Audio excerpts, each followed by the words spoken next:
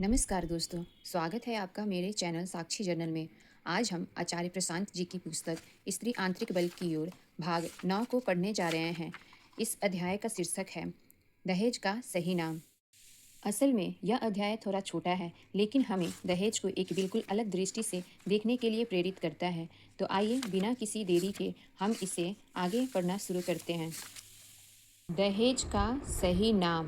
प्रश्नकर्ता आचार्य जी से कहते हैं, आचार्य जी, आप कभी दहेज जैसी कुप्रथा के ऊपर कुछ क्यों नहीं बोलते? तो इस पे आचार्य जी कहते हैं, विचार नहीं आया कि इस पर भी अलग से कुछ बोलना चाहिए। संबंधों पर खूब बोला है मैंने, प्रेम पर भी बोला है, माया पर भी बोला है, लालच पर भी बोला है, झूठ पर भी बोला है। असल में एक तल से नीचे की चीज़ का ख्याल आना थोड़ा मुश्किल हो जाता है, पर अब पूछ ही लिया है तो ज़रूर बोलेंगे। मेरे लिए कल्पना करना ही मुश्किल है कि कोई किसी के साथ पैसे लेकर के कैसे करेगा। मैं कैसे बोलूँ इस पर? मैं मुश्किल पाता हूँ इस बात को कल्पित करना, कि उस आदमी की शक्ल को चित्रित करना जो कह रहा है कि मैं किसी के साथ हो सकता हूँ लंबे समय के लिए, उम्र भर के लिए भी, अगर मुझे पैसे मिलेंगे, और पैसे नहीं मिलेंगे तो नहीं होऊंगा साथ। ये थोड़ा सा विचार से बाहर की बात है, तो शायद इसीलिए नहीं बोला आज तक मैंने। और मेरे लिए मुश्किल है ऐसी महिला की भी कल्पना करना जो किसी ऐसे पुरुष के घर जाकर बैठ जाती है, उसके बर्तन मांज रही है, उसके बच्चे पैदा कर रही है, जिसने उससे संगति की थी, वो भी पैसे लेकर। इस पर मेरे लिए चुटकुला बनाना थोड़ा आसान है, लेकिन उत्तर देना थोड़ा तकलीफ का काम है। मैं क्या बोलूँ, मतलब मैं क्या बोलूँ इस पर? इस पर किसी को झापड़ मारा जा सकता है, जवाब नहीं दिया जा सकता। कोई आपके पास आकर बोले कि मैं तुम्हारा हो सकता हूँ, पर 10 लाख देना पड़ेगा पहले, या बोले कि देखो अब मेरी फलानी नौकरी लग गई है तो मेरा रेट यानी दाम बढ़ गया है, तो ऐसे आदमी को विवाह मंडप में थोड़े ही ले जाओगे, उसको तो पागल खाने ले जाओगे ना, जो ऐसी बातें करती है। यहाँ बॉक्स में देखते हैं कि लेखक क्या कहते हैं। विद्रोह करिए, इसी में सबका भला है। नहीं मिलेगी बहुत बड़ी सरकारी नौकरी तो कोई छोटी नौकरी करिए ना, पर स्वावलंबी रहिए, अपनी रोटी कमाकर खाना सीखिए। ये पर निर्भरता आपको कहीं का नहीं रहने देगी। ये बात सही बोली गई है। आगे पढ़ते हैं।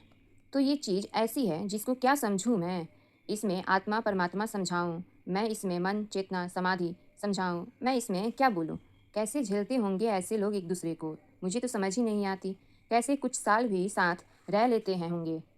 वो जिस गाड़ी पर चल रहा है वो दहेज में लाई है, तो वो चला कैसे लेता है? वो जिस बिस्तर पर सो रहा है वो दहेज में लाया गया है। तुम्हें उत्तेजना कैसे हो पाती है उस पर सोने की? तुम्हें सेक्सुअल एक्साइटमेंट यानी यौन उत्तेजना भी कैसे होगा? ख्याल नहीं आएगा कि ये बिस्तर क्या चीज़ है? आप कुछ मेरी मदद कर सकते हो तो बता दीजिए। मेरे लिए तो बड़ा असंभव है इस पर बहुत बड़ी टिप्पणी करने की। प्रेम तो बहुत बहुत दूर की बात है। यहाँ तो खेल नफरत का भी नहीं है ना, ये तो सीधे सीधे सौदेबाजी की है। यहाँ रिश्ते की शुरुआत से ही इस बात की तैयारी है कि रिश्ते में प्रेम तो कभी हो ही नहीं सकता, और फिर ऐसे रिश्ते से संतानें जन्म लेंगी, वो कैसी होंगी? और फिर जिस लड़की से तुम दहेज मांग रहे हो, तुम्हें उससे सम्मान भी चाहिए। वो कैसे सम्मान देगी तुमको, बताओ कैसे? और ये लड़की कैसी है जिसने स्वीकार ही कर लिया ऐसे के साथ जाना? और इससे पहले भी तो पता होगा ना कि उसके बाप यानी महोदय दहेज के लिए पैसा जोड़ रहे हैं। ये उस संग्रह को अपनी मुख सहमति देती कैसे रही? जानती तो रही होगी ना कि ये सब पैसा मेरे लिए जोड़ा जा रहा है। इसने विरोध क्यों नहीं किया? भाग ही काहे नहीं गई उसी दहेज वाले पैसे में से कुछ निकाल के? ये ज़्यादा अच्छा होता ना, सदुपयोग होता उसका। फिर प्रश्नकर्ता कहते हैं, आचार्य जी, जैसा आपने कहा कि लड़का लड़की आपस में संबंध कैसे स्थापित कर पाते हैं, लेकिन इसमें उनसे ज़्यादा उनसे जुड़ा हुआ जो समाज है, तो वो इस कुप्रथा को आगे बढ़ाने में अपनी महत्वपूर्ण भूमिका रखता है। सामाजिक दबाव में आकर या माता पिता की वजह से ये प्रथा चलती ही जा रही है। उसमें लालच और तुलना भी है। लोग एक दूसरे से तुलना करते हैं कि आपके बेटे को इतना मिला, मेरे बेटे को इतना मिला, तो इस तरीके की तुलना और लालच दहेज को जन्म देता है। मैं समझता हूँ कि लड़की लड़के से ज़्यादा भूमिका समाज और अभिभावक की ही है। इस पे आचार्य जी मुस्कुराते हुए बोलते हैं, ये तो और ताज्जुब की बात हो गई।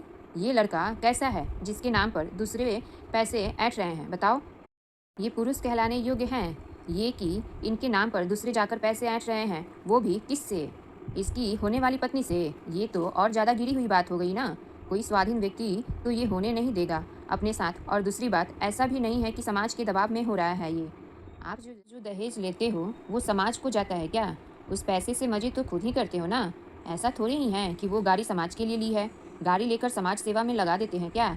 तो पैसा तो खुद ही भुगते हो कि नहीं? दहेज में बिस्तर आया है, उस पर चाचा ताऊ थोड़ी ही सोते हैं, तो समाज वगैरह की कोई बात नहीं है यहाँ पे। और समाज माने क्या? समाज में तो हम भी हैं ना। हमसे पूछ लिया करो कितना दहेज लेना है। किस समाज की बात कर रहे हो आप? समाज तो हम स्वयं बनाते हैं ना अपना। तो अभी यहाँ पे आचार्य प्रशांत जी यह समझा रहे हैं कि दहेज केवल पैसे या सामान का नाम नहीं होता है। इसके पीछे समाज की सोच, डर, लालच और लेन देन की मानसिकता छिपी होती है। अगले पेज पे देखते हैं क्या समझा रहे हैं आचार्य जी। समाज तो हम स्वयं बनाते हैं, अपना स्वयं चुनते हैं समाज।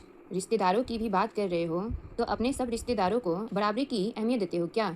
जो कोई निकल जाए बिल्कुल ही गिरे हुए अस्तर का रिश्तेदार, उससे तो संबंध तोड़ ही लेते हो ना आप। तो ये तो तय करना तुम्हारा ही काम है कि रिश्तेदारों में किसकी सुननी है और किसकी नहीं सुननी है। और ये बात मुझे और अभी ताज्जुब की लग रही है कि किसी का रिश्तेदार उसे इतना मजबूर कर सकता है कि वो कह रहा है मुझे दहेज चाहिए। कैसे? ऐसी क्या मजबूरी हो गई आपकी? पर फिर बात अगर जैसे कह रहे हैं बढ़ाएंगे, तो फिर व्यापक तौर पर देखो तो सब समझ में आ जाएगा। मजबूरी क्या है? तैयारी है। उसने जान लगाकर नौकरी ही इसलिए हासिल की थी कि इस नौकरी में ज़्यादा दहेज मिलता है। लड़की की आधी परवरिश ही इस हिसाब से हुई थी कि ऐसी हो जाएगी तो इसीलिए ब्यूरोक्रेट यानी सरकारी नौकर मिल जाएगा या डॉक्टर मिल जाएगा। तो वो ऐसा थोड़े ही है कि किसी एक पल का निर्णय है दहेज लेने या देने का। वो तो पीछे से प्रक्रिया ही पूरी चल रही है ना। लड़की जिस दिन पैदा हुई थी उसी दिन उसके नाम पर एफडी यानी फिक्स्ड डिपॉजिट अर्थात सावधि खाता खोल दी गई थी। और लड़का पैदा ही ऐसा हुआ था कि पहले 3 लड़कियों का गर्भपात कराया गया था, तब वो लड़का पैदा हुआ था। जो लड़का पैदा ही इस हिसाब से हुआ है कि 3 बार गर्भपात कराया जाए, क्योंकि लड़कियां थी। इस लड़के के लिए दहेज वसूलेंगे कि नहीं वसूलेंगे? इसके माँ बाप, उन्हें दहेज नहीं वसूलना होता तो 3 बार गर्भपात क्यों कराया होता पहले? बताओ। यहाँ बॉक्स में देखते हैं क्या बताते हैं आचार्य जी। अगर आप माँ बाप हैं या शिक्षक हैं या हितैषी हैं उस लड़की के, तो आपका धर्म है उसको सही शिक्षा देना। वो समझ पाए कि मैं कौन हूँ, जीवन क्या है, देह क्या है, जीवन का उद्देश्य क्या है। ये बात सही कही गई है ना।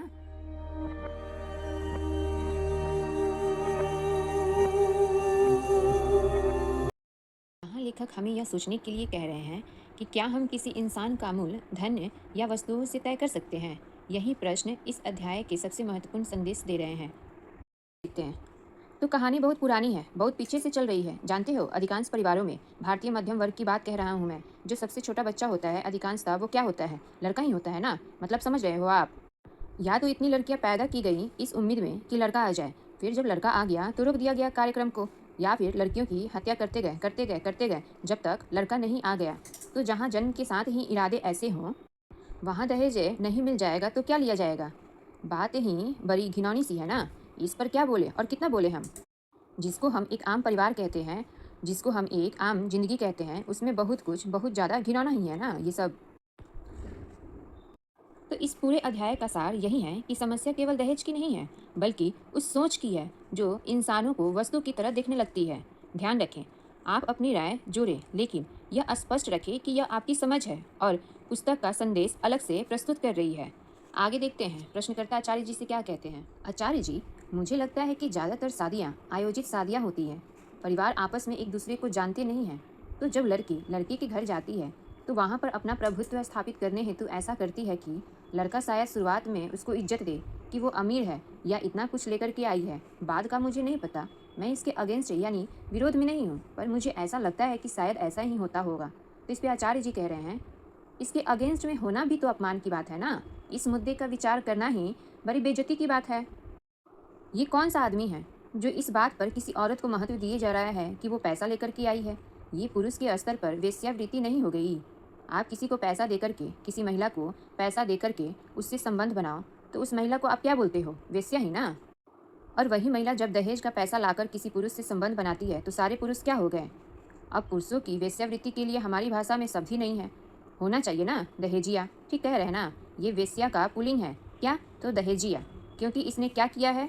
इसने पैसे लेकर के संबंध बनाया है।